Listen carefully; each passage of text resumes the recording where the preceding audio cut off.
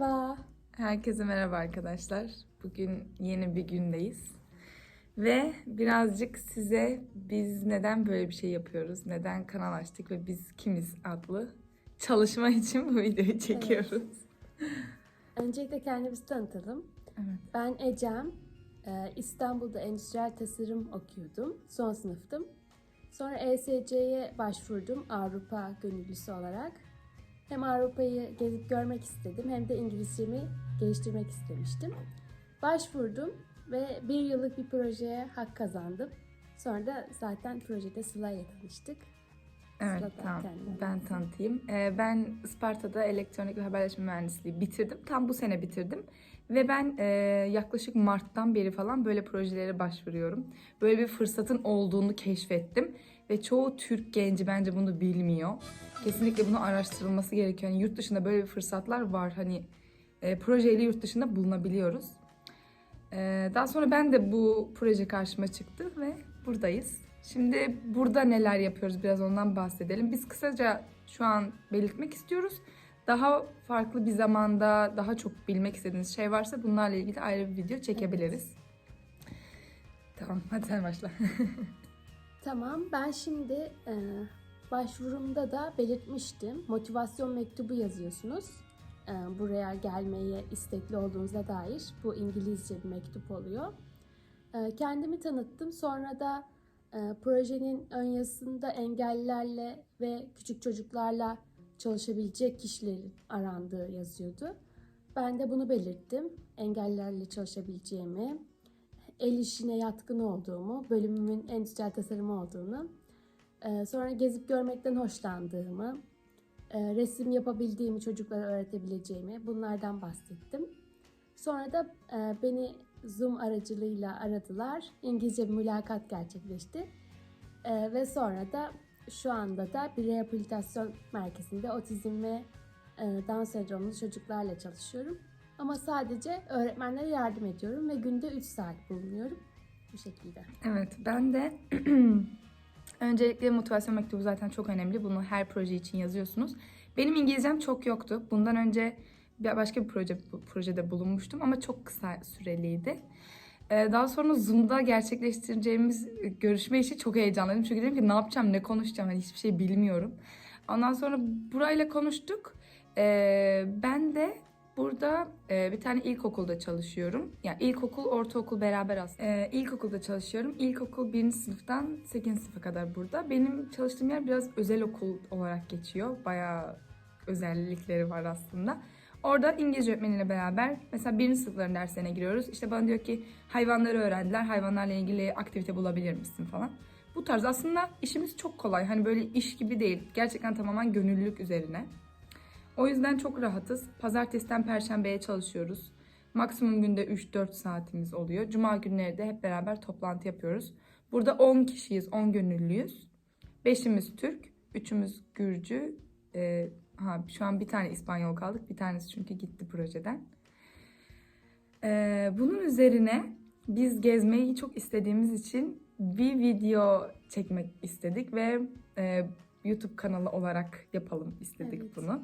Hem çok geziyoruz, neden paylaşmayalım dedik. Hem de bizim gibi buraya gelmek isteyen çok kişi var. Mesaj atan. Keşke biz de gelsek. Siz yaşıyorsunuz bayağı gibi. Biz de bu yüzden çekmek istedik. Ayrıca size buraya geldiğinizde bir cep harçlığı veriyorlar. Bu parayı kullanabilirsiniz istediğiniz gibi. Bunun yanında kalacak yer de onlar tarafından karşılanıyor. Yani bunu düşünmenize gerek yok. Sizin yapmanız gereken tek şey motivasyon mektubu yazmak ve başvurmak aslında. Evet, kendi istediğiniz şeylere yönelik projeler bulmak. İstediğiniz ülke, gerçekten her Avrupa ülkesinde var. Ve hepsi çok farklı. Hani sadece bizimkisi gibi değil. Spor üzerine olan var, sanat üzerine olan var, her şey var. Gençlik olarak var. Mutlaka başvurmanız gerektiğini Tabii ki düşünüyorum. sadece çocuklar üzerine değil. Biz öyle tercih ettiğimiz için bize bu çıktı. Belki şey de çıkabilir yani. Bok da çıkabilir yani güvenmiyorum. Evet. Yani biz şu an ne yapıyoruz, ne ettik anlamında bir video çekmek istedik. Bunun sonrası bayağı gelecek çünkü gerçekten bayağı bir yer gezmeyi planlıyoruz. Projelerde size cep harçlığı veriliyor, kalmanız sağlanıyor. Ve bir sürü sağlık sigortanız yapılıyor. Burada mesela ben hasta olmuştum, doktora gittim. Bu sigorta üzerinden hepsi karşılanacak bana. Yani çok fuzuli bir harcamanız olmuyor. Sadece kendiniz ne geziyorsanız onu harcıyorsunuz. Peki biz neredeyiz? Ondan bahsetmedik. Aa. Biz yani size bir dünya haritası açılıyor. Biz Polonya'yı seçtik. Polonya'ya başvurduk ve oradan kabul aldık. Dünya haritasında farklı ülkeler de vardı. Paris'e de başvurdum. Almanya'ya da başvurdum, Berlin'e. Polonya'dan cevap geldi ve buradayız. Burası Milic, burası bir kasaba. Wrocław'a 1 saat trenle. Bunun dışında buraya nasıl başvurabilirsiniz? ESC'nin Avrupa Dayanışma Portalı var. Web sitesini aşağıya koyarız. Web sitesinde üyelik oluşturuyorsunuz. Bir mail atıyorsunuz niyetinizi belli eden. Ve bir CV oluşturmanız gerekiyor. Europass CV'nin sitesinde ayrıca koyarız. Bu ikisiyle başvurunuza başlamış oluyorsunuz. Ondan sonra sizinle iletişime geçiyorlar ve sizinle bir Zoom toplantısı yapıyorlar ve ayrıca diğer gönüllülerle. Ardından Ya ben bir de ek olarak bir şey söylemek istiyorum. Bunlara ek Facebook'ta da bir sürü grup var. Bu projeleri bulabileceğiniz, hani çok fazla bir ağ aslında, büyük. Çok fazla araştırmaya ihtiyaç duyacaksınız. O yüzden ilk başta gözünüz korkmasın. Hani bize çoğu arkadaşımız soruyor nasıl oluyor bu işler. Hani anlatıyoruz, hani çok teferruatlı gibi geliyor ama aslında her şey domino taşı gibi. Birbiriyle ilerleyince her şey oluyor. Ve istediğiniz projeyi de zaten ona uygunsanız seçiliyorsunuz mutlaka. tabii başvurduktan sonra da süreçte size yardımcı oluyorlar. E, Gönderen kuruluşunuz oluyor. Yani sizin Türkiye'den mutlaka gönderen kuruluşunuz olması gerekiyor. Mesela bir yerde Paris'te bir proje buldunuz. Orası mutlaka Türkiye'den bir yerle işbirliği yapıyordur. Paris'ten kabul aldıysanız onların yaptığı işbirliği kurumla iletişime geçiyorsunuz. Oradan sonra bir sürü bir şey çıkıyor aslında ama gözünüz yine Bir korkmasın. mail süreci başlıyor. Evet. Yurt dışından mailler alacaksınız. Siz onları cevaplayacaksınız. Onlar sizden Zoom toplantısı talep edecek. Sonra aracı kuruma danışacaksınız. Ardından tamamlandı, biz sizi istiyoruz dendiğinde siz artık vize işlemlerini başlatabiliyorsunuz. Pasaport çıkartıyorsunuz. Sizi konsolosluğa yönlendiriyorlar. Orası için de gerekli belgeleri hepsini aşağıda bulabilirsiniz.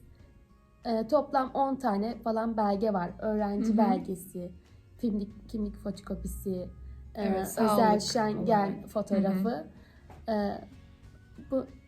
Bunları toplarsanız konsolosluktan da sıkıntısız bir şekilde geçersiniz. Evet. Onda da yardımcı oluruz. Konsolosluk zaten sizin projeniz olduğu için hani daha çabuklaştırıyor bütün işlemleri. Tabii. Çünkü projeye gideceksiniz diye. Hani özel bir sebep değil aslında.